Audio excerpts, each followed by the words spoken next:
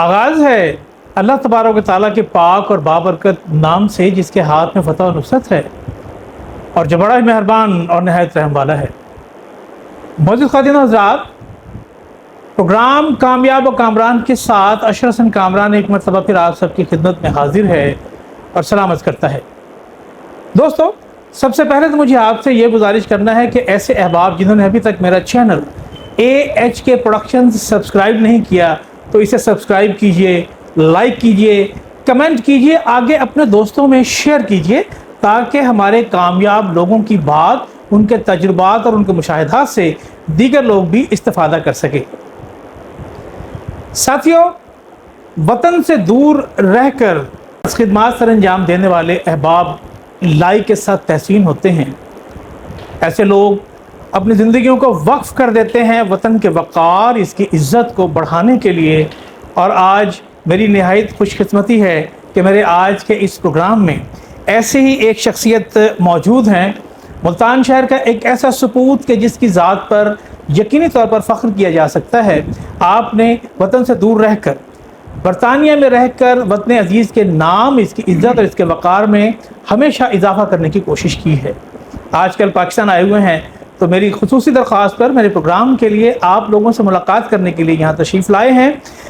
میری مراد ہے محترم المقام جناب طٰہٰ قریشی، جو کہ ممبر برٹش امپائر برطانیہ، اس کے علاوہ chairman forum for international relations development UK، اور اس کے ساتھ ساتھ آپ طٰہٰ قریشی فاؤنڈیشن کے چیئرمین بھی ہیں۔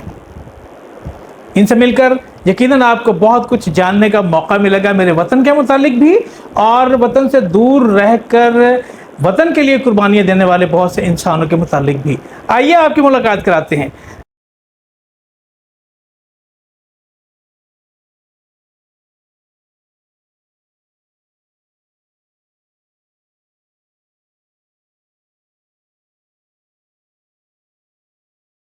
جی قریش صاحب، welcome to my show. Thank you very much جی، thank you for having me. بہت شکریہ۔ یہ یقیناً میرے لیے باعث صد افتخار ہے کہ آپ خاص طور سے اتنا کم وقت کے لیے آپ پاکستان آتے ہیں۔ جب بھی میری گزارش آپ تک پہنچتی ہے تو آپ میرے لیے ٹائم نکالتے ہیں، آپ کا بہت بہت شکریہ۔ جی ویلکم۔ میں سب سے پہلے بات شروع کرنا چاہوں گا طٰہٰ قریشی فاؤنڈیشن، یہ کیا ہے، اس کا قیام کب عمل میں آیا اور اس کے مقاصد کیا ہیں، اس کے اغراض کیا ہیں؟ بسم اللہ الرحمن الرحیم، نحمدہ ونصلی علی رسول الکریم۔ اچھا کامران صاحب، سب سے پہلے تو میں آپ کا ممنون کہ آپ نے مجھے اس پروگرام میں شرکت کی دعوت دی، مائی پلیئر سر۔ اور میرے لیے یقینی طور پر یہ ایک خوشی کا مقام ہوتا ہے جب ادبی لوگوں کی محفل میں چند لمحات گزارتا ہوں۔ بہت شکریہ کہ اس سے مجھے بھی کچھ سیکھنے کو مل جائے۔ یہ بہت محبت آپ کی۔ دیکھیے، میں نے، کیونکہ آپ کو معلوم ہے کہ 5-6 بکس لکھی ہیں، ان کو پنجاب یونیورسٹی نے پبلش کیا ہے، جی ہاں، اور میں کئی اداروں کا سربراہ، کئی گورنمنٹ کی باڈیز پر وہاں برطانیہ میں بورڈز پہ بیٹھتا ہوں، کئی چیریٹیبل کام کیے ہیں، کئی چیریٹیبل پروجیکٹس کیے ہیں، لاکھوں کی تعداد میں جو ہے وہ اسکالرشپس ایشو کیے گئے ہیں، پرٹیکولرلی پاکستان یا 23 اور ممالک کے جو ڈس ایڈوانٹیجڈ یوتھ ہیں ان کے لیے۔ تو کئی دوستوں کا یہ اصرار تھا کہ اب قریش صاحب آپ اپنی اس لیگیسی کو کیسے چھوڑ کے جائیں گے؟ کیا کہنے، تو آنے والے لوگوں کے لیے کیسے جی، چھوڑ کے جائیں گے؟ تو تاکہ ایک سسٹم ہو، اس سسٹم کے ساتھ یہ سسٹم آپ کے جانے کے بعد رک نہ جائے۔ بہت خوب۔ تو پھر میں نے اپنے بچوں کے ساتھ میٹنگ کی، ایک فیملی کو بلا لیا کہ بھئی دوستوں کا یہ اصرار ہے۔ تو سب بیٹوں نے اور اہلیہ نے بھی، بچیوں نے بھی یہی کہا کہ جی یہ بالکل ٹھیک ہے، ہم کیوں نہ طٰہٰ قریشی فاؤنڈیشن بنا دیں، اس میں ہمارا جتنا بھی فیملی فنڈز ہیں وہ اس میں ڈالے جائیں۔ اور جی آپ کو میں اس خوشی کے جو ہے نا ایک بات بتانا چاہوں گا کہ کیونکہ میں نسٹ فاؤنڈیشن UK کا اس کا سربراہ بھی ہوں، چیئرمین ہوں۔ ماشاءاللہ ماشاءاللہ۔ اور یہاں جب آتا ہوں تو پاکستان میں نسٹ فاؤنڈیشن، نسٹ UK اسلام آباد میں جو ہے، نسٹ اسلام آباد والوں سے میری میٹنگ بھی ہوتی رہتی ہیں، جنرل بخاری جو اس وقت ڈائریکٹر ہیں ان کے۔ تو پچھلی دفعہ جب ہماری میٹنگ ہوئی تو ہم نے نسٹ فاؤنڈیشن کے تحت اور طٰہٰ قریشی فاؤنڈیشن کے تحت یہاں پر ہم نے جو جنوبی پنجاب ہے ان کے ڈس ایڈوانٹیج بچوں کے لیے وہاں پر اس وقت 10 ملین کا انڈومنٹ فنڈ قائم کیا نسٹ اسلام آباد میں. That's very good. تو یہ طاق قریشی فاؤنڈیشن کی ایک ابھی تازہ مثال ہے. طاق قریشی فاؤنڈیشن نے پنجاب یونیورسٹی میں ایک بہت بڑا ایک 2 ایکڑ کی جگہ پر ایک رحمت للعالمین ریسرچ سینٹر قائم کیا ہے اور اس میں حضور علیہ الصلوۃ والسلام کے اسوہ کو نہ صرف پڑھایا جائے گا اس پر ریسرچ کی جائے گی. یہ پارلیمانی ایکٹ کے تحت؟ جی نہیں, وہ جو پارلیمانی ایکٹ کے تحت جو بنی ہے وہ ہے رحمت للعالمین نیشنل رحمت للعالمین و خاتم النبیین اتھارٹی. وہ اتھارٹی ہے, صحیح ہو گیا. وہ ایک انڈیپینڈنٹ ادارہ ہے جو گورنمنٹ کے ایکٹ کے تحت, یہ اس سے ہٹ کر ہے. جی یہ ہمارا یہ جو ہے یہ پنجاب یونیورسٹی کی سمجھ لیں کہ طاق قریشی فاؤنڈیشن کے ساتھ ایک پارٹنرشپ ہے جس کے تحت یہ سینٹر قیام میں آیا ہے. اب مزے کی بات یہ ہے کہ اس سینٹر کے لیے بھی جو رحمت للعالمین و خاتم النبیین اتھارٹی ہے اس کے چیئرمین بھی وہاں پر خورشید ندیم صاحب ہو کر گئے ہیں, چیئرمین HEC بھی وہاں پر ہو کر گئے ہیں, اور اسلامی نظریاتی کونسل کے جو چیئرمین ہیں وہ بھی تینوں بڑے ادارے جو ہیں جو گورنمنٹ ایکٹ کے تحت بنے ہوئے ہیں وہ تینوں کی اس سرپرستی ہے کہ وہ اس میں ایک بڑے ہی احسن طریقے سے ایک دوست کی حیثیت سے, ایک پارٹنر کی حیثیت سے, ایک پیٹرن کی حیثیت سے اس ادارے کے ساتھ کام کریں گے. ماشاءاللہ. اصل میں یہ سمجھتا ہوں کہ یہ رحمت للعالمین تو آپ ہیں ہی, آقا دو جہاں صلی اللہ علیہ وسلم, خاتم النبیین کا جو آپ نے اس کے اندر اضافہ کیا ہے نا مجھے اس سے بہت اچھا لگا. دیکھیے جی, میں اکثر اپنے دوستوں سے کہتا ہوں کہ تمام انبیاء کی سیرت بڑی ہی اعلیٰ ہے, بے شک اس میں کوئی شک نہیں, لیکن حضور علیہ الصلوۃ والسلام کی سیرت کا ایک پہلو ایسا ہے سبحان اللہ, جو کسی اور نبی کو نہیں ملا, کسی اور نبی کو نہیں ملا, وہ ہے حضور علیہ الصلوۃ والسلام کا خاتم النبیین. سبحان اللہ سبحان اللہ. اور یہ پہلو ایسا ہے جو اس امت کے حصے میں آیا. آپ نے بڑی خوبصورت بات کہی ہے, خاتم النبیین کو آپ نے ایک پہلو قرار دیتے ہوئے کہ یہ واقعی کسی نبی کے حصے میں نہیں ہے, کسی کے نبی, سرکار پر نبوت ختم ہو گئی, سرکار پر نبوت ختم ہو گئی, اور یہی عقیدہ ہے ختم نبوت ہے. بے شک. اب دیکھیے نا, اللہ تعالیٰ نے قرآن میں بھی کہا ما کان محمد ابا احد من رجالکم ولکن رسول اللہ وخاتم النبیین وکان اللہ بکل شیء علیم, کہ وہ خاتم وہ رسول ہیں, وہ خاتم النبیین ہیں. اس کے بعد تو سوال ہی ختم ہو گیا نا. پھر حضور علیہ الصلوۃ والسلام نے اس کی تفسیر بھی کر دی. آپ نے فرمایا انا خاتم النبیین لا نبی بعد. بالکل صحیح بات, آخر میرے بعد کوئی نبی نہیں ہے, آپ نے خود فرما دیا. تو ہمیں کہہ دیا کہ یو آر آخری امت, آپ آخر الامم ہیں. سبحان اللہ. ہاں جی, میں آخری نبی ہوں, آپ آخر الامم ہیں. تو یہ جب خاتم النبیین کا پہلو ایسا ہے کہ اس کے بغیر ہمارا دین مکمل ہی نہیں ہوتا جی, اس میں کوئی شک. اور اگر کوئی دعویٰ کرے کہ جی وہ ذلی یا بروزی نبی ہے, نہیں, وہ غلط ہے, وہ غلط, سراسر وہ دھوکہ ہے. دیکھیے ابھی میں تھوڑا سا اس مسئلے کو کیونکہ ٹائم کم ہے لیکن ایک دو جملوں میں بتا دوں گا کہ ہمارے ہاں پاکستان میں ایک احمدی کمیونٹی ہے, سنا ہوگا؟ جی ہاں بالکل, بہت. اچھا, اب ان کے 13 گروپ ہیں اس وقت. ان کے 2 گروپ 1914 میں ہی بن گئے تھے, جس کے لیڈر مرزا غلام احمد قادیانی تھے. جب وہ فوت ہوئے تو 2 گروپ بن گئے, لاہوری اور قادیانی. جی ہاں. اب قادیانی گروپ جو ہے یہ وہاں بیٹھا ہے برطانیہ میں, اور یہ پاکستان کی جڑیں کھوکھلی کر رہا ہے, پاکستان کے خلاف معاندانہ پروپیگنڈا کر رہا ہے. بھارت اور اسرائیل کی سرپرستی میں یہ پاکستان کی جڑوں کو جو ہے نا جی وہ ہلا رہا ہے, دیمک کی طرح چاٹ رہا ہے. اور اتنی غلط رپورٹیں آتی ہیں, FATF کو فائدہ پہنچتا ہے اس سے. برطانیہ میں ان کی رپورٹوں کی بیس پر انہوں نے کیا کیا, انہوں نے پاکستان کو ہائی رسک کنٹری کی لسٹ میں ڈال دیا. آپ کا FBR سے تعلق رہا. جی ہاں بالکل. اب ہائی رسک کنٹری کیا ہے؟ ہائی رسک کنٹری یہ ہے کہ the state is involved in money laundering and the laundered money is used for extremist and terrorist purpose. اللہ اکبر, کتنا بڑا بلیم ہے یہ, کتنا بڑا بلیم ہے یہ. واقعی یہ تو نہ صرف پاکستان کی نظریاتی سرحدوں کو یہ ہلا رہا ہے, بنیادوں کو ہلا رہا ہے, بلکہ معاشی طور کے اوپر پاکستان معاشی طور پر, جغرافیائی طور پر ہر لحاظ سے. اس لیے میں نے نا جی جو طاق قریشی فاؤنڈیشن ہے اس کے صرف 2 ابھی آبجیکٹیوز ہم نے رکھے ہوئے ہیں. ایک تو یہ ہے کہ دی آئیڈیالوجیکل باؤنڈریز ہے پاکستان کی نظریاتی سرحدوں کا تحفظ، کہ پاکستان دو قومی نظریے کی بنیاد پہ بنا۔ پاکستان، کچھ لوگ کہتے ہیں نا جی یہ پاکستان کا مطلب کیا، لا الہ الا اللہ محمد رسول اللہ، یہ تو مولوی کا نعرہ ہے، یہ تو قائد اعظم نے کبھی سوچا بھی نہیں تھا۔ بھائی جتنا قائد اعظم پاکستان میں اسلام چاہتے تھے، جتنا قائد اعظم پاکستان میں اسلام کی لیبارٹری بنانا چاہتے تھے، جتنا قائد اعظم پاکستان کو ریاست مدینہ بنانا چاہتے تھے، جتنا قائد اعظم کہتے تھے کہ ہمیں کسی آئین کی ضرورت نہیں، ہمارے پاس آئین تو خدا نے 14 سال پہلے قرآن کی شکل میں دے دیا۔ قائد اعظم کے جو 14 نکات ہیں وہ انہی کے ارد گرد سارے ان کو سراؤنڈنگ کر رہے ہیں۔ تو اس لیے میں یہ سمجھتا ہوں کہ جو پاکستان کی جو نظریاتی سرحدیں ہیں ان کا تحفظ اس وقت بہت ضروری ہے۔ تو یہ جو رحمت للعالمین سینٹر ہے یا خاتم النبیین و رحمت للعالمین اتھارٹی ہے جو حکومت نے بنائی ہے، ان کے مقاصد دونوں کے ملتے ہیں، پاکستان کی نظریاتی سرحدوں کا تحفظ، عقیدہ ختم نبوت کا تحفظ، اور اسلام کی پروپیگیشن تھرو ٹیچنگ اسوہ رسول اللہ صلی اللہ علیہ وسلم۔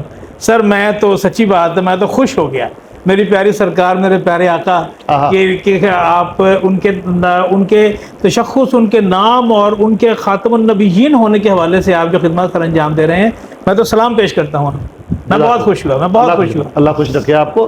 تو میں یہ نوجوان نسل کو ایک پیغام بھی آپ کے پروگرام کی وساطت سے دینا چاہوں گا کہ دیکھیے آپ جتنے مرضی ماڈرن ہو جائیں، جتنے مرضی ماڈرن ہو جائیں، لیکن اپنے آپ کو آقا کی غلامی سے نہ نکالے۔ بے شک، اس کو میں بھی یہی سمجھتا ہوں۔ آقا کی غلامی سے نکل گئے تو یہ سب شناخت ختم ہو گئی سر، شناخت آپ کی شناختی ختم ہو گئی، ختم ہو۔ اس لیے بہتر یہ ہوگا کہ یہ ابھی سے ہی اپنی درستگی کر لیں، آقا کی غلامی میں آئیں، اور جو حضور علیہ الصلوۃ والسلام اسوہ کی جو تعلیمات ہیں ان پر عمل کریں، ان کو سمجھیں اور ان پر عمل کریں۔ ہمارے بچے اب اسکولوں میں جاتے ہیں جی، میں روزانہ سنتا ہوں، واقعات پڑھتا ہوں، دیکھتا بھی ہوں، انٹریکشن بھی ہوتا ہے، اعلیٰ سطح پر بھی، نچلی سطح پر بھی۔ ہمارے اسکولوں میں جو بڑے بڑے ایلیٹ اسکول ہیں وہاں تو اسلام کی بات تک نہیں کی جاتی، آپ صحیح کہہ رہے ہیں، قرآن اور حدیث کی بات تک نہیں کی جاتی۔ بچوں سے پوچھو تو ان کو پتہ ہی نہیں ہے حضور علیہ الصلوۃ والسلام کا خاتم النبیین ہونا، رحمت للعالمین ہونا، ان کو پتہ نہیں، ان کو یہ پتہ ہے بس کہ ٹوپی داڑھی پگڑی والے جو ہیں جی یہ دہشت گرد انتہا پسند ہے۔ تو اس لیے میں پھر آپ کے پروگرام کی وساطت سے ناظرین سے کہوں گا کہ جتنا بھی حصہ ڈلتا ہے حضور علیہ الصلوۃ والسلام، حسنین کریمین، حضور علیہ الصلوۃ والسلام کی آل اولاد، ان سے محبت کا ثبوت دیں، بالکل صحیح بات، عملی ثبوت دیں، عملی ثبوت جمع خرچ کرنے کی کوئی ایسے فائدہ نہیں نہیں ہے، ہے، صرف نعرے بازی اس سے کا نہیں، کوئی فائدہ نہیں ہوگا، سڑکوں پہ کھڑے ہو کر نعرے لگانے کا کوئی فائدہ نہیں، ٹائر جلانے کا کوئی فائدہ نہیں ہے۔ آپ اچھے الیکٹ کر کے لوگ لائیں جو آپ کے مفاد کا سوچیں۔ میں بھی ایک گاؤں کے اسکول میں شبائی اسکول میں ٹاٹ پہ بیٹھ کے پڑھا ہوں، ٹاٹ بھی پھٹے ہوئے رگ ہوتے تھے، مٹی ہوتی تھی، بجلی نہیں تھی، گیس نہیں تھی، پانی نہیں تھا، نہروں میں نہاتے تھے جا کر۔ میں تو دیہاتی آدمی، ہم تو زمیندار لوگ ہیں، لیکن اللہ نے، میں نے اس لیے وہ کتاب بھی دی تھی نا آپ کو، جی ہاں جی ہاں، میرا جہاد، بہت اعلیٰ، چک نمبر 444 سے بکنگم پیلس، ایسے ہی تو میں نے تو اپنی اس میں بھی انگلش میں بھی بک لکھی ہے، مائی جرنی فرام چک 444 ٹو بکنگم پیلس۔ تو میں گاؤں کو تو نہیں بولا ہوں، اپنے ملک کو نہیں بولا، اپنے اوریجن کو تو کبھی بھی نہیں بھولنا چاہیے، ورنہ تو آپ کی شناخت ختم ہو جاتی ہے بندے کی۔ جی بالکل صحیح بات ہے۔ اچھا میں اب ذرا اس طرف آنا چاہوں گا کہ آپ کا ماشاءاللہ جو ایک یہ تعارف ہے، ممبر برٹش امپائر برطانیہ، ایک تو ہوتے ہیں الیکٹڈ ممبرس جو پارلیمنٹ جن سے بنتی ہے، اور یہ ممبر برٹش امپائر یہ کیا ہے، اور یہ الیکٹڈ ہوتے ہیں یا سلیکٹڈ ہوتے ہیں؟ یہ الیکٹڈ نہیں ہوتے، یہ الیکشن یہ لائف ٹائم ہوتا ہے، یہ لائف ٹائم ہوتی ہے، اور یہ پہلے تو مجھے تو ملکہ نے بنایا تھا، صحیح، اور آج کل کنگ ہے ہمارے، تو ابھی تو اور بنے گا تو کنگ بھی بناتے ہیں، تو یہ پولیٹیکل اپوائنٹمنٹ نہیں ہوتی ہے، یہ رائل فیملی کی طرف سے، خصوصی رائل فیملی کی طرف۔ اور اس کا دائرہ اختیار کیا ہوتا ہے؟ یہ اعزازی ہی ہوتا ہے جی، دائرہ اختیار یہ ہے کہ ذرا جب آپ باہر نکلتے ہیں تھوڑا سا تو لگے ہوتے ہیں آپ کے پاس، بیج لگے ہوتے ہیں، پبلکلی آپ کو ایک جب آپ لکھ کر کسی کو ڈسٹنکشن ملتی ہے، لیٹر لکھ کر بھیجیں گے کسی کو، تو اس بندے کو پتہ چلتا ہے کہ اس بندے کا کوئی ایک سٹیچر ہے، اس کی کوئی معاشرے میں اس نے کوئی اہم کام کیا ہے۔ تو مجھے جو ملا تھا وہ کمیونٹی سروسز کی وجہ سے ملا تھا، جو عوام کی میں نے خدمت کی، اس میں مسلمان بھی تھے، کرسچنز بھی تھے، ان کی تعلیم کی، ان کی ٹریننگ کی، ان کی ڈیولپمنٹ کی، پرسنل ڈیولپمنٹ کی، بچوں کے اسکول کے جو ہے ان کے ریزلٹس بڑھائے، کمیونٹی کے لوگوں کے لیے جابس کریٹ کیے، جو انٹرفیتھ ہارمنی پر کام کیا، جو پولیٹیکل لوگ تھے ان کی جو ہے ان کی بھی ٹریننگ کی، پاکستان کے متعلق پاکستان کے امیج کو وہاں بہتر بنایا، لوگوں میں اسلام کا امیج بہتر بنایا. الحمدللہ 36 مسلمان ہوئے میرے ہاتھ پر الحمدللہ وہاں. ماشاء اللہ ماشاء اللہ. اچھا اس میں خاص طور سے یہ پوچھنا چاہوں گا کہ ایسے ہمارے پاکستانی بھائی کہ جو غیر قانونی طور پر وہاں پہ گئے ہوئے ہوتے ہیں، ان کے لیے پھر آپ کیا کرتے ہیں؟ کوئی ایسا کوئی اہتمام ہے کہ ان ریگولرائز کر دیا جائے؟ دیکھیے جی، جو غیر قانونی ہے ان چیزوں میں تو میں نہیں پڑھتا ہوں، سیدھی سی بات. اچھا. نہ ہی یہ میرا ضمیر مجھے الاؤ کرے گا، نہ ہی میرا اخلاق مجھے الاؤ کرتا ہے، نہ ہی میرا مذہب الاؤ کرتا ہے. ہاں اگر کوئی ہمارے پاس والنٹریلی کسی نے کام کیا ہو، اب صحیح. ہم ہر بندے کا پاسپورٹ تو چیک نہیں کرتے کہ بھئی یہ مسجد ہے ہماری، مثال ہمارا بہت بڑا سینٹر ہے وہاں پر، میں اس کا چیئرمین بھی ہوں، اسلامک سینٹر ہے. تو وہ اگر اس میں آ کر کہتا ہے جی مجھے ذرا یہ رمضان کا مہینہ ہے تو میں چاہتا ہوں عید سے پہلے پہلے پینٹ کر دوں، کر دو. اچھا. مسلمان ہے تو یہ رضاکارانہ طور پہ کام کرنا چاہتے بھائی کر دیں. اچھا اب اس نے کام کر دیا، ممکن ہے کہ اس نے اپنا کیس ہوم آفس میں ڈالا ہو ویزا پکا لینے کے لیے، تو وہ ہوم آفس والوں نے پوچھا ہو اس سے کہ بھئی آپ کسی کو جانتے ہیں؟ تو وہ کہے گا جی ہاں میں وہ طاہر قریشی صاحب ہیں، فلاں مسجد کے ٹرسٹی ہیں، وہ سینٹر کے چیئرمین ہیں، میں ان کو جانتا ہوں. تو ان کا لیٹر لاؤ. اب وہ آئے بندہ، ایک میں کیس اسٹڈی بتا رہا ہوں آپ کو، ایسے ہوا بھی. تو مجھے کہے گا کہ سر میں نے وہ آپ کے کام شام کیا تھا، ذرا لیٹر مجھے دے دیں ایک ریفرنس کا کہ جی آپ جانتے ہیں مجھے، میں نماز پڑھتا ہوں پچھلے 15 سال سے، آپ کو پتہ ہی ہے. باقی پتہ ہے بھائی میں نے آپ کا کام بھی کیا، لکھ دیں والنٹری کام بھی کیا ہے اس نے ہمارے پاس، تو وہ لکھ دیتے ہیں، اس کا وزن ہو جاتا ہے. تو یہ ایک ان نوئنگلی ایک پروسیس ایسی چیزیں کچھ ہو جاتی ہیں کہ جس سے اس بندے کو فائدہ بھی ہو جاتا ہے. اچھا اس سے میں آپ سے یہ بھی میں پوچھنا چاہوں گا کہ آپ فردر کیا سمجھتے ہیں کہ آپ نے اپنی فیملی کے کسی اور بندے کو اس طرف آپ لے کر آئے؟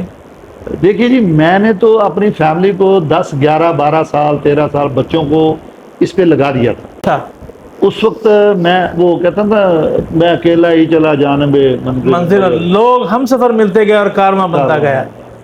اچھا. تو میرے پاس تو اس وقت یہ یقین بھی نہیں تھا مجھے کہ میں اس کام کو اس سطح پر لے جاؤں گا کہ انٹرنیشنلی یہ ریکگنیشن ہوگی اور پاکستان کے لیے اتنا کام کر سکوں گا، اسلام کے لیے اتنا کام کر سکوں گا. اتنی جو انٹرنیشنل کانفرنسز پاکستان کے اوپر ہوئی ہیں وہ تو ہمارے ہائی کمیشن نے بھی نہیں کی ہوں.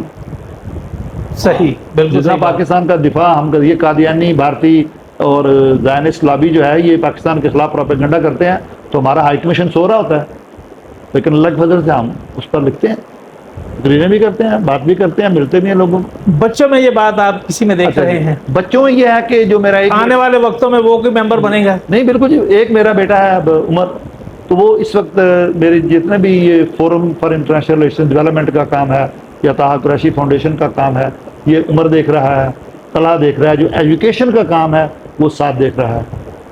تو یہ تینوں بیٹے اس میں بالکل فلی انوالو ہیں. اچھا یہ جو آپ کی خدمات ہیں یہ والنٹیئر کی حیثیت سے ہیں یا آپ کو کچھ پے بھی ہوتا ہے؟ نہیں، ان سے میں قطن پیمنٹ نہیں لیتا جی، قطن اچھا. میں بالکل اس سے کوئی پیمنٹ نہیں لیتا، بلکہ میں انٹرنیشنل جب ٹریول بھی کرتا ہوں پاکستان کے لیے آتا ہوں تو اپنا کرایہ خرچ کے آتا ہوں. جب یہاں پر رہتا ہوں لاہور میں، اسلام آباد میں، حالانکہ مجھے یہ ادارے نسٹ بھی اور پنجاب یونیورسٹی بھی یہ آفر کرتے ہیں کہ آپ ہمارے ہاسٹل ہیں، ایگزیکٹو کلبز ہیں، وہاں آ کر رہیں، تو میں کہتا ہوں میں نہیں رہنا.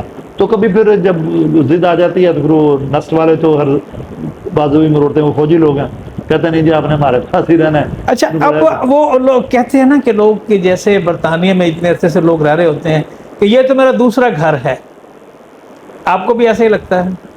دیکھیے جی، دوسرا کیا اور پہلا کیا، جو انسیت پاکستان سے آپ کو ہوگی کسی دوسری جگہ سے نہیں ہو سکتی. یہ بڑی خوبصورت بات کہی آپ نے. اس مٹی کی جو خوشبو ہے وہ رچ بس گئی ہے ہمارے اندر. وہ کہتے ہیں نا کہ میری مٹی سے بھی خوشبو وطن آئے گی، کسی نے کیا خوب شعر پڑھا. تو اب ہمیں پاکستان میں آ کر جو ایک اپنائیت کا احساس ہوتا ہے اور جو یہاں کی فضا میں ہمیں ایک وہ چہچہاہٹ ملتی ہے، جو اپنا پن ملتا ہے، یہاں سے وہ جو مسکراہٹ ملتی ہے، یہاں سے جو اپنائیت ملتی ہے، اس میں ایک گنگناہٹ ہے اور وہ عجیب و غریب ہے، اس کو الفاظ میں بیان کرنا مشکل ہوتا ہے. یہ ایک انٹرنل فیلنگ ہے، یہ ایک احساس ہے. اب اس احساس کو آپ الفاظ میں نہیں ڈال سکتے. کیا میں یہ کہہ سکتا ہوں کہ یہ محبت ہی ہے دھرتی کے ساتھ، وطن کے ساتھ محبت ہی ہے جو سال میں بار بار آپ کو پاکستان لے کے آتی ہے؟ میرا تو جی یقین کریں کہ ہر مہینے کے بعد دل کرتا ہے کہ وہاں سے نکل آؤں، لیکن میں 1.5-2 مہینے کے بعد آتا ہوں. آپ کو بالکل آپ کا ایسا ہی میں ہے. آتا رہتا ہوں، زیادہ ہوتا اسلام آباد یا لاہور میں وقت گزرتا ہے کیونکہ میرے پروجیکٹ سب وہی ہیں. لیکن ظاہر ہے ملتان ہماری مٹی ہے، ملتان نہ آئیں تو وہ دل سونا تشنگی رہتی ہے، سونا سا رہتا ہے. سونا سا رہتا ہے. ملتان کی مٹی کو نہیں دیکھتا، ملتان کے درختوں کو، ملتان کی ہواؤں کو، ملتان کی فضاؤں کو، ملتان کے پرندوں کو، ملتان کے لوگوں کو نہیں دیکھا. یہاں کی صبحیں، یہاں کی شامیں، جی. یہاں کی دوپہریں اور یہاں کا وہ دیگر ویلا جس کو کہتے ہیں کتنا خوبصورت ہوتا ہے. اس وقت جو ہوا چل رہی ہوتی ہے وہ تو واقعی اتنی لیکن حسین جہاں تک ہوتی ہے. برطانیہ کا تعلق ہے نا جی، دیکھیے میں ایک بات بڑی وضاحت سے کہنا چاہوں گا کہ برطانیہ از اے کنٹری آف اپرچونٹی. ماشاء اللہ، مواقع کا وہ ایک ملک ہے. مرکز ہے وہ. میرے 4 بچے تھے جی، فل ٹائم جاب کرتا تھا. ایک دن ہمارا مینیجنگ ڈائریکٹر، میں پاکستانی انجینئر تھا، میں اکیلا ہی وہاں پر، تو اس نے ان کا کہیں پرابلم ہو گیا، مشینز خراب ہو گئی، سارے گورے لگے ہوئے تھے. تو انہوں نے ایک مینیجنگ ڈائریکٹر بھی نیچے، آپریشن مینیجر بھی نیچے، فیکٹری مینیجر بھی، جنرل مینیجر بھی، سارے اکٹھے ہوئے پڑے ہیں. کرسمس کا دن تھا، آرڈرز جو ہے نا جی وہ باہر نکالنے تھے، فوراً سامان بھیجنا تھا آگے سٹورز پہ. تو سب وہاں کھڑے ہیں. اس نے کہا کہ وہ پاکستانی انجینئر جو ہے وہ کہاں ہے، اس کو بلاؤ. That's good. مجھے بلا لیا، میں نے وہ مشین ٹھیک کر دی 10-15 منٹ میں. پھر ایک دن ایسے ہوا، پھر ایک مشین خراب تھی، میں نے وہ ٹھیک کر دی. تو مجھے اس نے ایک دن کہا یار یہ جو مشین ہے نا ہماری، یہ کم از کم جو ہے نا جی وہ 2 کنال پہ پھیلی ہوئی ہے، یہ مشین پر ہمارے 2 گھنٹے روزانہ ضائع ہوتے ہیں پرابلمز کی وجہ سے. اور پرابلم یہ ہے کہ کوئی نہ کوئی ڈور کھل جاتا ہے، پتہ نہیں چلتا کون سا ڈور کھلا ہو. جیسے کار کے 4 ڈور ہوں، اب آپ کے جو ہے نا جی وہ بج رہا ہو، الارم بج رہا ہے کہ کوئی کچھ کھلا ہے، لیکن پتہ نہیں کون سا والا ہے. اب ایک اس کو بند کریں گے، اس کو بند کریں گے، اٹھیں گے نیچے، پیچھے جائیں گے، پیچھے والے کو بند کریں گے، یہ بند کریں گے، پھر بھی پتہ نہیں چل رہا کہ کون سا کھلا ہے کون. تو وہ میں نے ان کو سسٹم ٹھیک کر دیا. اچھا، ان کو پتہ ہے اس کو 23-40 ڈور تھے، اس کے 30-40، تو وہ میں نے ٹھیک کر دیا. ان کو نشانیاں لگا دی، LEDs لگا دی ہے، کیونکہ میں الیکٹرانکس الیکٹریکل انجینئر ہوں. تو وہ بڑا خوش ہوا. اس نے مجھے کہا کہ یہ 18,000 پاؤنڈ ہے، 2 سال ہے، ود لیو، آپ نے جو کرنی ہے ڈگری جا کے کر لو. اچھا. مینیجنگ ڈائریکٹر کا. میں نے کہا ٹھیک ہے جی. میں گیا، میرا شوق تھا میں نا وہاں کی برٹش یونیورسٹی سے انجینئرنگ کی ڈگری کروں، BSc تھی میرے پاس. تو وہ کہنے لگے جی کہ 2 سال میں تو کچھ نہیں ہوگا. میں نے کہا میں نے BSc کی ہوئی ہے، مجھے کوئی ایگزامشن دے دے. تو انہوں نے کہا کہ جی 1 سال کی دے سکتے ہیں. کافی بحث کے بعد وہ بھی 1 سال کی مل گئی. پھر 3 سال رہ گئے. پھر انہوں نے ایک بورڈ بٹھایا. میں نے کہا جو آپ یہ پڑھاتے ہیں نا، میرا اسے انٹرویو لے لو، یہ تو میں پریکٹیکل کرتا ہوں، اس سے بھی بہتر کرتا ہوں. That's good. تو انہوں نے کہا جی ٹھیک ہے جی لے آؤ. میں نے ان کو کہا میں MSc کی کلاس لاؤ، میں MSc کو پڑھا دیتا ہوں. میں نے پڑھا دیا کلاس، اس کے 1 گھنٹے کا لیکچر دے دیا، اس پر پروگرامنگ تھی وہ. تو اس نے کہا کہ ٹھیک ہے جی آپ کو ہم پہلا سال اور آخری سال ایگزامشن دیتے ہیں، مڈل والے 2 سالوں میں آپ ڈگری مکمل کریں. کیا یہ پاکستانی اسٹوڈنٹ کا ریکارڈ ہے، نہ کسی نے بنایا نہ کسی نے توڑا. یہ تو واقعی میں بھی پہلی دفعہ سن رہا ہوں. اچھا، ابھی آپ نے اپنی گفتگو میں ابھی فرمایا کہ الحمدللہ اللہ تبارک و تعالیٰ نے آپ کو یہ سعادت عطا فرمائی کہ آپ کے ہاتھوں لوگ مسلمان بھی ہوئے. یہ سعادت کیسے حاصل ہوئی؟ دیکھیے جی میرا وہاں ایک بہت الحمدللہ اللہ کے فضل و کرم سے، اس ذات کا بڑا کرم ہے بے شک کہ ایک اسکالر کی حیثیت سے وہاں تعارف، قریشی ہاشمی خاندان سے تعلق بے ہے. شک. ہاں. تو یہ اللہ کا فضل ہے، کچھ ہمارے پاس کچھ چیزیں آباء و اجداد نسبت بہت بڑی ہے. نسبت سے. باقی وہ کیا کہتے ہیں کہ وہ بنا ہے شاہ کا مصاحب، پھرے ہے اتراتا. ہاں ہاں، غالب نے کہا نا، جی جی ہاں، بنا ہے شاہ کا مصاحب، پھرے ہے اتراتا، وہاں وگرنہ شہر میں غالب کی آبرو کیا. ارے کیا کہہ رہے، نسبت کی یہ بات ہے. یہ تو شاہ جو حضور علیہ الصلوۃ والسلام، ان کا صدقہ، ان کا کرم، ان کے صدقے میں بس یہ میں اکثر دوستوں کو کہتا ہوتا ہوں، وگرنہ ہمارے اندر، وگرنہ شہر میں غالب کی آبرو کیا ہے۔ تو حقیقت یہ ہے کہ لوگ آتے ہیں وہاں پر مسائل پوچھتے ہیں، اپنے مسائل لے کر آتے ہیں، میرے پھر انٹرویوز بھی وہاں بہت ہوتے رہتے ہیں، ٹی وی اخبارات میں بھی، لیکن میں متعارف ہوں، پھر لوگ آتے ہیں وہاں بھی پوچھتے ہیں، سینٹر میں بھی آ جاتے ہیں۔ پھر میری ایک سینٹر میں میرا جمعے کے دن میری اسپیچ ہوتی ہے، سینٹر میں بہت بڑا اسلامک سینٹر ہے، وہاں 36 نیشنلٹی کے لوگ آتے ہیں، وہاں آپ کی اسپیچ ہوتی ہے؟ تو پھر لوگ آتے ہیں وہاں پر آ کے پوچھتے ہیں کہ وہ تو پیورلی مذہبی حوالے سے وہ ہوتی جمعے ہوگی؟ کی جو اسپیچ ہوتی ہے، جمعے کی جو اسپیچ خطبہ ہوتی جو ہے، خطبے سے پہلے، یہ بہت بڑا انعام ہے پاک پروردگار کا کہ آپ کے ذریعے سے، وہ تو فرمایا گیا نا کہ تم میں سے بہترین وہ ہے جو قرآن سیکھے اور سکھائے، اور آپ آگے تعلیم دے رہے ہیں۔ اچھا میں یہاں پوچھنا چاہوں گا کہ پاکستان کے جب آپ عمومی حالات کا تذکرہ سنتے ہیں اور پھر دیکھتے ہیں، دکھ ہوتا ہے؟ دکھ ہوتا ہے۔ یہ بات ہمارے لیے انتہائی جان گسل اور سہانے روح، ہائے، صرف دکھ نہیں ہے جی، دور بیٹھ کر کتنی تکلیف ہوتی ہماری ہوگی؟ روح چھلنی ہو جاتی ہے جب یہ پاکستان کے حالات کو دیکھتے ہیں۔ $1 بلین کے لیے ہمارا وزیر اعظم جھولی پھیلا، $1 تو ہم پاکستانی وہاں سے اکٹھے کر کے ان کو دے سکتے ہیں، لیکن اپنا ٹرسٹ تو بحال کروائیں، ان پر کسی کو اعتماد نہیں رہا۔ اگر اسلام ہے تو حضور علیہ الصلوۃ والسلام اور حسنین کریمین کا کس خاندان سے تعلق تھا؟ بے شک، علی بے رضی شک۔ اللہ تعالیٰ عنہ کا کس خاندان سے تعلق تھا؟ ہاں جی، تو یہ ہاشمی قریشی تھے جنہوں نے وہاں پر اسلام کو آگے جانے کی سٹارٹ بھی کیا، پروموٹ بھی کیا، اسٹیبلش بھی کیا، اور اس کو آگے پوری دنیا میں پھیلا بھی۔ اچھا میں اب آپ سے، ہمارے پروگرام کا وقت محدود ہوتا ہے، آپ کے ساتھ تو جب بھی نشست ہوتی ہے تو دل ہی نہیں کرتا کہ اس کو ختم کر دیا جائے، لیکن ہم نے اپنے آپ کے اسکیجول کو بھی میں نے دیکھنا ہے کہ آپ بہت ماشاءاللہ بزی ہیں۔ اب تک کی زندگی سے آپ مطمئن ہیں؟ صرف مطمئن، میں اپنی زندگی کے الحمدللہ ثم الحمدللہ ہر پہلو سے مطمئن ہوں۔ سب سے پہلے اللہ کے فضل و کرم سے اللہ نے میرے لیے جو قرآن میں آیت بھیجی نا جی، الیوم اکملت لکم دینکم واتممت علیکم نعمتی ورضیت لکم الاسلام دینا، اللہ نے میرے لیے دین اسلام کو چنا، میرے پاس وہ ہے، یہ بہت بڑی سعادت ہے۔ وہ میرے پاس ہے الحمدللہ۔ حضور علیہ الصلوۃ والسلام خاتم النبیین ہیں، میرا یہ 100% ایمان ہے۔ بے شک۔ میرا پاکستان ملک ہے جس پر مجھے فخر ہے، اور میں یہ یقین سے کہہ سکتا ہوں الحمدللہ، اگرچہ ان کے للے تللوں سے یہ پاکستان کو بہت نقصان پہنچا، لیکن یہ قائم رہنے کے لیے بنا ہے، قائم رہے گا انشاءاللہ۔ انشاءاللہ۔ یہ عوام کو بھی جاننا پڑے گا اور ان لوگوں کو بھی جاننا پڑے گا۔ جائیں جا کے فلسطینیوں سے پوچھیں اس جھنڈے کی کیا قدر ہے، اس گرین پاسپورٹ کی اور اس گرین جھنڈے کی کیا قدر ہے، ان سے جا کر پوچھیں، ان کے پاس جھنڈا نہیں ہے، ان کے پاس پاسپورٹ نہیں ہے، کشمیریوں سے جا کے پوچھیں کیا حالت ہوتی ہے، کیا قدر ہے جھنڈے کی اور پاسپورٹ کی۔ دیکھیے جی، الحمدللہ ثم الحمدللہ، اللہ سبحانہ و تعالیٰ نے قرآن میں فرمایا نا جی، الیوم اکملت لکم دینکم واتممت علیکم نعمتی ورضیت لکم الاسلام دینا، دین اسلام اللہ نے ہمارے لیے چنا، مجھے فخر ہے، مجھے خوشی ہے، مجھے اطمینان ہے کہ اللہ نے مجھے اس دین میں داخل کر دیا۔ سب سے پہلے حضور علیہ الصلوۃ والسلام کو خاتم النبیین سمجھتے ہوئے اس دین میں ہے،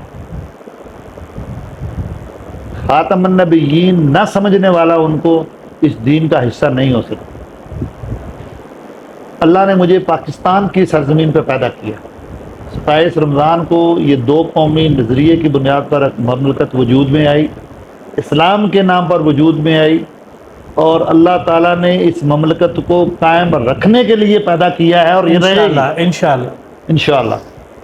میں اس سرزمین کا حصہ ہوں، مجھے اس پر فخر اور اطمینان ہے۔ میرے بیوی اور بچے، اللہ نے مجھے ماشاءاللہ انتہائی نیک سیرت، نیک صورت، اللہ نے مجھے فرما بردار بیوی بچے دیے، ماشاءاللہ۔ انتہائی اطمینان سے زندگی گزار رہا ہوں۔ 2 احباب آپ جیسے اللہ نے اتنے اچھے دیے کہ کسی ایک سے شکوہ ایک لمحہ بھر کے لیے نہیں۔ مالی اعتبار سے انسان کو ہوتا ہے کہ غربت ہو تو بہت سارے مسائل کھڑے ہو جاتے ہیں. اللہ نے مالی اعتبار سے بھی بڑا اللہ تعالیٰ نے احسان فرمایا ہے. یہ جو وسعت قلبی ہے یہ کیسے حاصل ہوتی ہے اب آگے ہیں آپ اسپرچولیزم کی طرف، روحانیت کی طرف آئے. سر؟ اس پر تو ویسے ایک اور پورا مضمون کرنے کی ضرورت ہے، لیکن میں پورا ایپیسوڈ ہو سکتا ہے. ہاں جی، میں کیونکہ میرا خود روحانی سلسلے سے سبجیکٹ ہے ماشاءاللہ. تعلق ہے، تو اس کے لیے میں 2-3 چیزیں آپ سے مختصراً ناظرین کے لیے عرض کر دیتا ہوں کہ انسان کو سب سے پہلے اس چیز پر غور کرنا ہوگا کہ المجاہد من جاہد نفسہ فی طاعت اللہ. تم میں بہترین مجاہد، جہاد کرنے والا، مشقت کرنے والا، جہد مسلسل کرنے والا وہ ہے جو اپنے نفس کے خلاف لڑتا جہاد ہے، کرتا ہے. جہاد کرتا ہے. تو یہ اس کی 3 قسمیں ہیں. 3 قسمیں. ایک جو جس میں تقریباً ہم سب انوالو ہیں، وہ ہے پہلی اس کی سٹیج نفس کی ہوتی ہے، جس میں انسان کو شیطان غلط کاموں کی طرف اکساتا ہے. اکساتا ہے. تو جب ہم اس سٹیج سے نکل آئیں تو پھر دوسری سٹیج کی طرف بندہ جا سکتا ہے.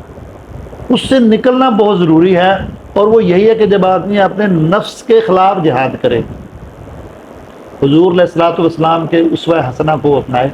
جو اخلاق رذیلہ ہیں، طمع ہے، لالچ ہے، یہ بغض ہے، کینہ ہے، دشمنی ہے، یہ جھوٹ ہے، حسد ہے، فریب حسد، ہے، یہ جو اخلاق رذیلہ ہیں، یہ جو بیڈ ایٹیکیٹس ہوتے ہیں، ان سے آدمی اپنے آپ کو بچا لے.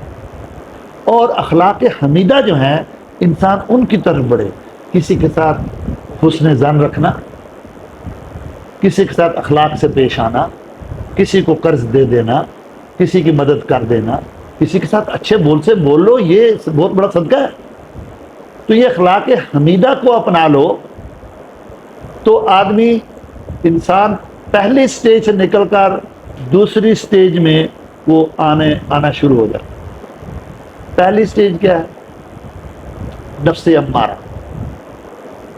پھر ہے دوسری سٹیج ہے نفس لوامہ. پھر تیسری سٹیج ہے نفس مطمئنہ. تو جب آپ نفس امارہ جو پہلی سٹیج ہے اس سے اپنے نفس کے خلاف جہاد کر کر کے نفس لوامہ کی طرف چلے جائیں تو وہ ایک ہوتی تو اچھی سٹیج ہے کہ اس میں انسان کو یہ احساس پیدا ہوتا ہے کہ نہیں یار، وہ فقیر آیا، میں نے اس کو ڈانٹ دیا، کیا فرق پڑتا اگر میں اس کو 10 روپے دے دیتا تھا؟ کیا فرق پڑتا مجھے؟ یہ سٹیج ہے نفس لوامہ. اگر فقیر آئے، اس کو آپ نے ڈانٹا، 10 روپے بھی نہیں دیے، ڈانٹ کے اس کو گالی گلوچ بھی کر دیا، باہر بھجوا دیا، اور آدمی یہ کہتا ہوا کمرے میں داخل ہو، یہ ایسے آ جاتے ہیں بدتمیز، یہ بیوقوف پتہ نہیں آ جاتے ہیں، ان کو ہر وقت مانگنے کے علاوہ کچھ نہیں آتا. آدمی کو احساس نہیں ہے کہ یار وہ غریب آدمی کو اللہ نے میرے ذات پہ بھیج دیا، اگر یہ ادر وے اراؤنڈ ہوتا تو میں کیا. اللہ اکبر. اس کی جگہ اگر میں ہوتا تو پھر کیا ہوتا؟ اس کی جگہ نہ ہوتا پھر. تو یہ نفس لوامہ ہے. نفس ہمارا یہ ہے کہ جی آ جاتے ہیں روز یہ مانگنے کے لیے، تماشا بنایا ہوا ہے، باپ کا گھر ہے. احساس ندامت نہ ہونا کہ میں نے اس کو گالی دی ہے، ڈانٹا، زیادتی کی ہے، نہیں دینے تو کہو جی معاف کرنا بھائی، دروازہ بند کر دو. That's it. اگر گالی بھی دی ہے، ڈانٹا بھی ہے، اس کو سنائے بھی ہے، اس کو جوتا اٹھا کے مارنے کی کوشش بھی کی ہے، تو یہ اگر آپ کا نفس آپ کو ملامت نہیں کرتا، اس کا مطلب ہے کہ آپ نفس امارہ میں پھنسے ہوئے ہیں، شیطان نے آپ کو خوب جکڑا ہوا ہے. نفس لوامہ میں آ جائیں. جب نفس لوامہ میں آتے ہیں تو وہ سٹیج ایسی ہوتی ہے کہ اس میں احساس ندامت پیدا ہوتا ہے. جب احساس ندامت پیدا ہوتا ہے تو آہستہ آہستہ آپ کی اصلاح اس قدر ہو جاتی ہے کہ آپ کے اوپر بہت بڑی لوگ زیادتیاں بھی کر دیتے ہیں. اچھا یار کوئی نہیں، بڑا بھائی ہے یار، کہہ دیا نا تو کیا ہو گیا، کچھ بھی نہیں، کچھ نہیں. اچھا یار چھوٹا بھائی ہے نا یار، کوئی کسی اور نے تو نہیں کیا. اچھا یار یہ محلے دار ہے یار، اس نے گاڑی میرے دروازے کے سامنے پارک کر دیا تو کوئی فرق نہیں پڑتا، بچے شور مچا رہے ہیں میرے، کوئی فرق نہیں، چھوڑو بیٹا، چھوڑو اندر بیٹھا، وہ گاڑی دور کر لیں گے، کوئی بات نہیں. کسی نے زیادتی کر دی تو اس میں آدمی اپنے نفس کو کنٹرول کر لیتا ہے کیونکہ شیطان کا غلبہ نہیں رہا. تو یہ نفس لوامہ پہ. تو جب آدمی نفس لوامہ کی اپر سٹیج میں چلا جائے تو پھر آدمی ٹلٹ ہو جاتا ہے نفس مطمئنہ کی طرف، پھر آدمی کی ہر وقت جیت ہی جیت ہے، اطمینان حاصل ہو جاتا پھر ہے. مطمئن ہو گیا اللہ کی رضا پر. جب انسان اللہ کی رضا پر مطمئن ہو جائے، جو ملا الحمدللہ ثم الحمدللہ، میرے اللہ تیرے بڑے ہی احسان ہیں. سبحان اللہ. بہت ہی خوبصورت ماشاءاللہ گفتگو رہی اور بہت اعلیٰ پائے کی آج کی نشست رہی ہے. میں آخر میں یہ چاہوں گا پروگرام کا اختتام کرنے سے پہلے میں یہ چاہوں گا کہ ایسے پاکستانی نوجوان جو غیر ممالک میں جا رہے ہیں، پاکستان کے تشخص کو قائم رکھنے کے حوالے سے ان کے لیے خصوصی پیغام آپ کیا دیتے ہیں؟ دیکھیے جی، میں نوجوان کو تو بلیم نہیں کر سکتا، وہ اس لیے کہ میں نے پہلے جیسے کہا کہ میں برطانیہ گیا تو مجھے وہاں اپرچونیٹیز ملی، ان اپرچونیٹیز سے میں نے فائدہ اٹھایا، بجائے اس کے کہ میں کوئی دکان پہ کام کرتا، ٹیکس کے بغیر پیسے لیتا. میں نے ٹیکس والا کام کیا، ترقی کی، محنت کی. ایک وقت مجھے بھی وہاں نسلی تعصب کا سامنا کرنا پڑا، مجھے بھی وہاں مذہبی تعصب کا سامنا کرنا پڑا، لیکن ان تعصبات کی وجہ سے میں نے اپنی پروگریشن نہیں روکی بہت خوب. اور ان کی اصلاح کا سوچا. ایک وقت پھر آ گیا کہ بینک دینے کی پوزیشن میں آ گیا، اور وہاں کی حکومتیں مجھ سے ایڈوائس لینے کی پوزیشن میں آ گئی. تو جو نوجوان جا رہا ہے باہر، یہ برین ڈرین تو ہو رہا ہے، اس میں تو کوئی شک کی بات نہیں ہے، لیکن بہرحال یہاں ایم اے پاس لوگ پھر رہے ہیں، پی ایچ ڈی لوگ پھر رہے ہیں، ایم فل کر کے پھر رہے ہیں، ان کے پاس جابز نہیں ہیں. تو جو ہماری گورنمنٹ ساتھی ہیں، میرا ان سے یہ سوال بھی ہے، اور ان کو میری خبردار بھی کر رہا ہوں، وارننگ بھی دے رہا ہوں کہ ایک وقت آئے گا کہ ہمارا جو 60% نوجوان ہے نا اس ملک کا، یہ 30% رہ جائے گا. باقی لوگ کسی نہ کسی طریقے سے وہ جو ہے وہ بوٹس کے ذریعے جائیں، اسمگلنگ کر کے جائیں، ہیومن جو ٹریفک ہوتی ہے اس کے ذریعے جائیں، یہ جو بھی ہو یہ نکل جائیں گے یہاں سے، اور ملک میں ایک ایسا ایک انحطاط پیدا ہو جائے گا کہ ان کو نوجوان ملیں گے نہیں کام کے لیے. پھر اس لیے بہتر یہی ہوگا کہ حکومتی ادارے انڈسٹری لگائیں، لیکن اس وقت پاکستان میں کچھ ڈراسٹک میجرز کی ضرورت ہے. کہ کوئی ذرا تھوڑا سا سائڈ پر ہو کر، تھوڑا سا نارم سے، عام حالات سے ہٹ کر، کیونکہ اس حالات عام نارمل نہیں ہیں، تو جب نارمل حالات نہ ہوں تو پھر نارمل سسٹم نہیں وہاں چلتے ہیں. یہاں پر ہمیں ایک بڑا ہی سٹرنجنٹ قسم کی پالیسی بنانی ہوگی. تو ان کو کٹ کریں. آپ 1 سال کے لیے یہ کٹ کر دیں، آپ کی معیشت پاؤں پہ کھڑی ہو جائے گی. بند کرو میں 16 17 18 19 20 21 22 گریڈوں کے لیے گاڑیاں. کیوں 20 کروڑ کی گاڑیاں رکھی ہوئی ہیں بھائی؟ کیا ضرورت ہے ان کی؟ لینی ہے تو جاؤ بھائی، سزوکی مہران پہ جاؤ، جانا ہے تو جاؤ. سزوکی ہے یا کیا پتہ نہیں کون سی گاڑی ہے. جی ہاں، یہ چھوٹی گاڑیاں ہیں نا، چھوٹی گاڑیاں لیں نا، اس پہ جائیں اس پہ جانا ہے. ان کے بچوں کے لیے گاڑی علیحدہ ہے، بیوی کے لیے علیحدہ ہے، خامند کے لیے علیحدہ ہے، ملازمین کے لیے علیحدہ ہے. 6 گاڑیاں ان کے پول میں کھڑی ہیں. کیوں کھڑی؟ ان تعیشات کو کنٹرول کرنا ہوگا. جی بالکل. جی معزز خواتین و حضرات، آپ نے دیکھا کہ ہمارے آج کے معزز مہمان محترم المقام جناب طه قریشی صاحب نے نہ صرف یہ ہے کہ مسائل کی نشاندہی کی ہے، بلکہ ان کا حل بھی بتایا ہے. اور یہ بہت کم ہوتا ہے کہ لوگ مسائل کی نشاندہی تو ضرور کرتے ہیں، انگلی تو ضرور اٹھاتے ہیں، لیکن اس کی بہتری کی طرف اشارہ نہیں کرتے. آج ماشاءاللہ طه قریشی صاحب نے بڑی خوبصورت باتیں کہی ہیں، جن سے آپ کو بہت کچھ جاننے کا موقع ملا. اور وطنیت کیا ہے، وطن کے ساتھ، دھرتی کے ساتھ آپ کا رشتہ کیا ہے، آپ کی نسبت کیا ہے، یہ بھی آپ کو سمجھنے کا موقع مل رہا. تو ہمارا پروگرام اپنے اختتام کی جانب بڑھ رہا ہے، اور آپ سبھی جانتے ہیں کہ پروگرام ختم کرنے سے پہلے میں چھوٹی سی بات کیا کرتا ہوں. اور آج کی چھوٹی سی بات خواجہ عدنان ظہیر صاحب کے شکریہ کے ساتھ یہ ہے کہ راستوں پر نشانیاں وہی لوگ چھوڑتے ہیں جنہیں پیچھے رہ جانے والوں کو اپنے ساتھ رکھنے کی خواہش ہوتی ہے. میں اپنے آج کے معزز و محترم مہمان جناب طه قریشی صاحب آپ کا بہت ممنون و مشکور کہ آپ نے میرے لیے وقت نکالا. Thank you. جی معزز دوستو، اس کے ساتھ ہی پروگرام کامیاب و کامران اپنے اختتام کو پہنچا. انشاءاللہ العزیز اگلے ہفتے پھر کسی بڑی شخصیت کے ساتھ آپ کی ملاقات کروائیں گے. تب تک اشر حسن کامران اپنی پروڈکشن ٹیم کے انچارج محمد احمد اور ان کے اسسٹنٹ مس کرن اور خرم شہزاد کے ساتھ چاہتا ہے آپ سے اجازت. رکھیے گا اپنا اور اپنی اقدار کا بہت بہت خیال. اللہ نگہبان.